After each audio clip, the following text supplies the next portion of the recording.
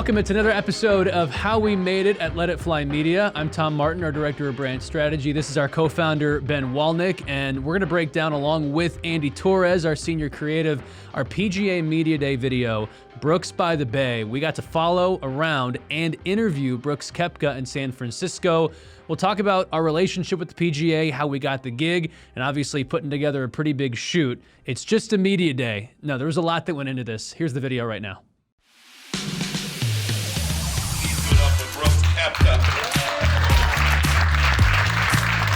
Favorite golf course in Northern California? Harding Park? No, that's gonna be my favorite one.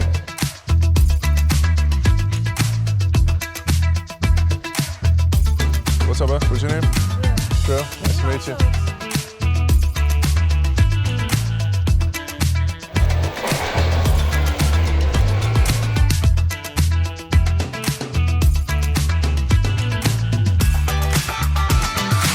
To win a championship back to back to back, you don't get that chance very often.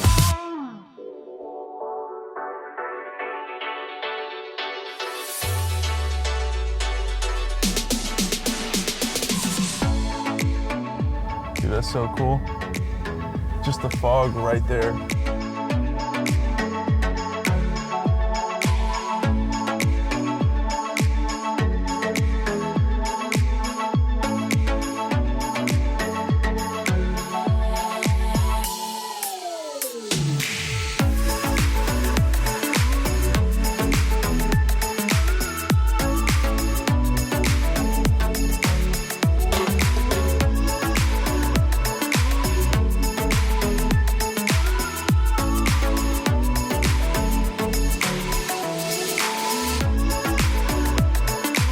I'm ready. Are you?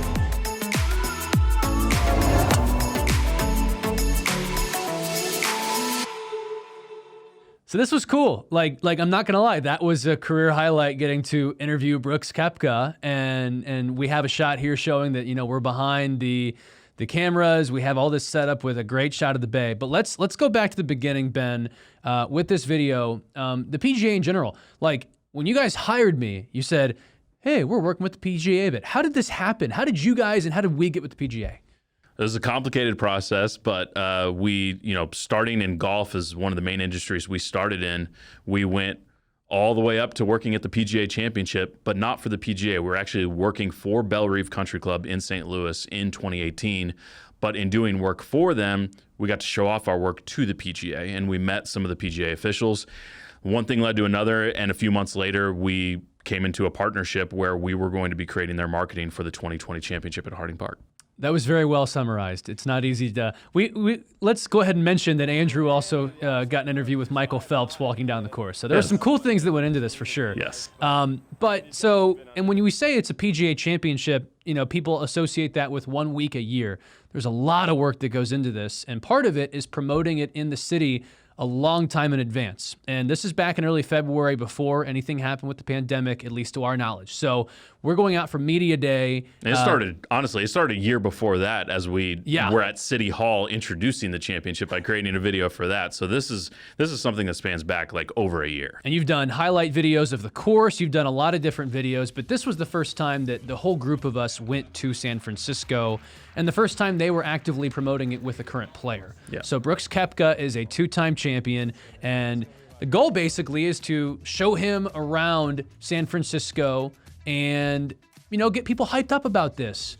And I know the PGA had sent us a video of what they had done the previous season with a different video team. We looked at that and we thought, okay, we think we have some elements we can introduce that might make it more our style, more fun, etc. So getting started with this thing, take me behind the scenes. Well, the first thing you have to think about is the target audience. And you look at the target audience being the city of San Francisco and the Bay Area, because they're trying to sell tickets. That's ultimately what we're trying to do by showing off of videos around San Francisco.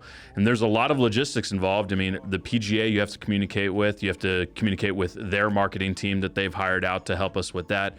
And we're also trying to show off the city of San Francisco. So we're dealing with the city. We're dealing with all the different locations that happened during the shoot, because this was a shoot that was moving. We only were there shooting with Brooks for 6 to 7 hours, but we were in 4 different locations and also filming him while moving between locations. We were in Oakland. We started out in Oakland at the Pandora headquarters, and then we moved from there to, I guess, along an Uber ride, a BART ride, and then to the Giants Stadium. And there's a lot goes into that, because you have to communicate with the city, you have to get permits, you have to communicate with BART, we have to make sure, we literally had to get a permit to show him on camera between the Uber and the stadium on the sidewalk for 3 minutes. That's right. That's crazy. But we'll talk more with Andy about actually getting those shots down. But, you know, what did you want to accomplish with this video as you're going about getting everything set up? Not to mention, we're coming into this all across the country, and the schedule has aligned to which we're just getting to San Francisco and going. Yeah, well, we wanted a modern feel to this video. You know, the PGA going for a little bit more of a look that's a little bit more hype, a little bit more fast moving, and that's one of the reasons that they brought us in as the team on this. So one of the big focuses was, you know, we really need to capture the moments, but capturing the moments that's going to be towards a little bit of a younger and a little bit of a hipper audience that you get in the Bay Area. So that's, you know, involving different camera looks than what people have seen before, as I'm sure Andy will talk about a little bit with the 360 camera that we used. And hence we don't even touch like the press conference, like things that you're used to seeing, we tried to stay away from. Yeah, and we, you know, in our hype video, our end hype video, you know, we're not really using much of the actual sound of this long form interview that we did, that we're really just capturing for the national networks that are wanting some content from Media Day as well. Yeah. One little story that was fun about this shoot that specifically involved me was the lighting situation was a little harsh when we're on the balcony in San Francisco Giants Stadium. So I'm literally climbing and using a cloth from a curtain and clipping it to the top of the balcony on basically the suite level to block out the sun from being on Brooks. And, you know, that was a little scary at I times. felt like we were very resourceful. And I think that it was, the timing of everything was hilarious, because I think we're built to just roll with the punches. And we had to, in this case, as you'll see, Brooks walks up to us, and we thought we'd have about a half hour more prep time.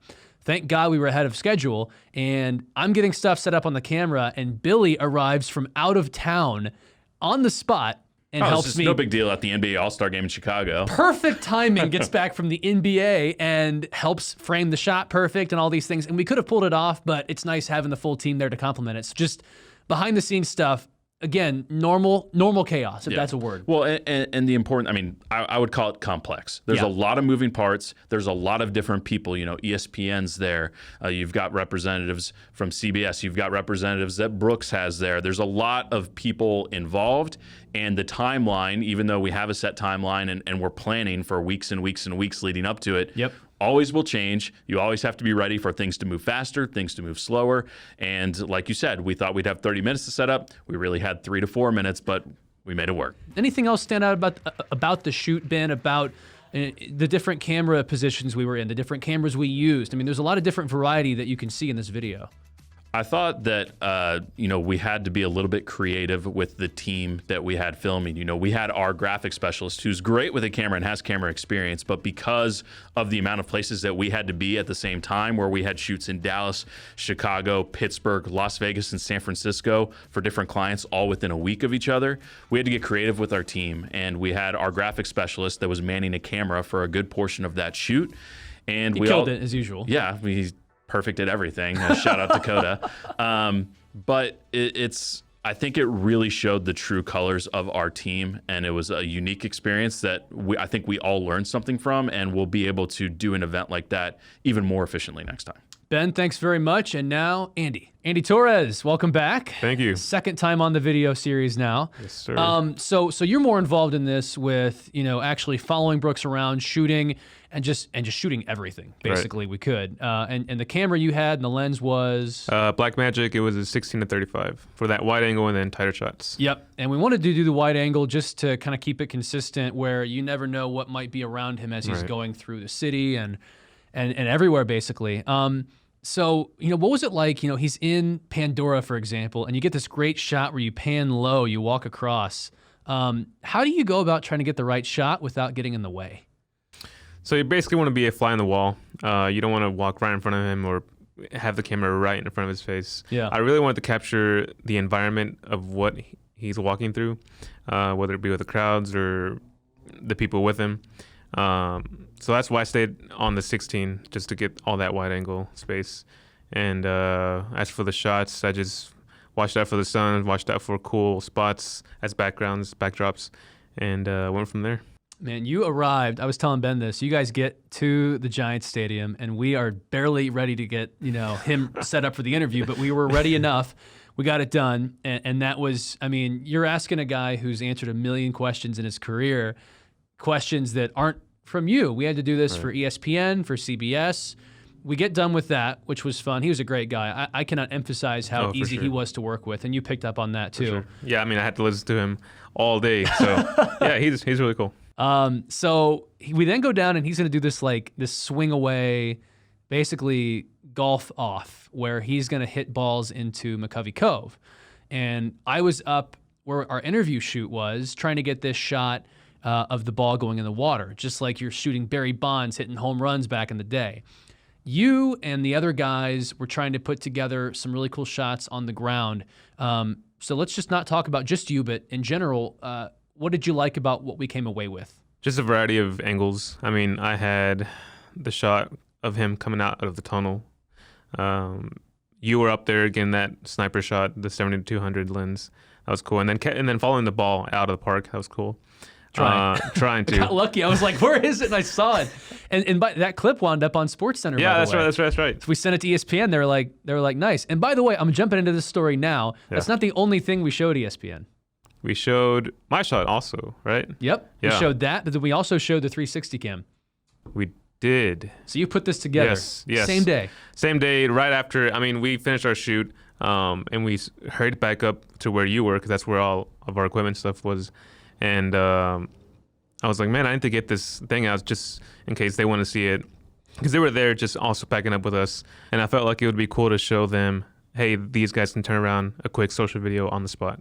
So, like, when you're following a guy around all day, and we know that the video is going to be 2 minutes, is there any part of you that's like, I don't need to shoot this? Or are you always trying to make sure you're rolling? No, I definitely feel that. I mean, every new environment I go to, I try and shoot a little bit of it, but definitely not the whole thing. So these epic shots, like of him coming down the elevator, I'm obviously going to get that just in case. Or maybe I want a wide angle of him coming down of that. But no, I definitely don't keep rolling all day. And then you got him going on the field, barely. Barely. Yes. Yeah, and it was because I was exposed for the indoor. So I had to open the iris all the way. And obviously we're going outside where it's much brighter, and I had to close as I'm trying to run, catching up to him and framing and focusing. So it's kind of hectic, but we managed to get the shot. We did. I want to end this just by patting ourselves on the back, Andy, you and me, because we flew from Pittsburgh to Vegas to this, and this was about a seven-day whirlwind of shoots. So we're like running on fumes by the end of this, and yet I still feel really good about the end product. Dude, all the products across the board, all that week was amazing. We'll talk about Vegas sometime. Just not on this episode. No. Yeah. Just kidding, Andy. Hey, thanks for coming back. Hey, thanks.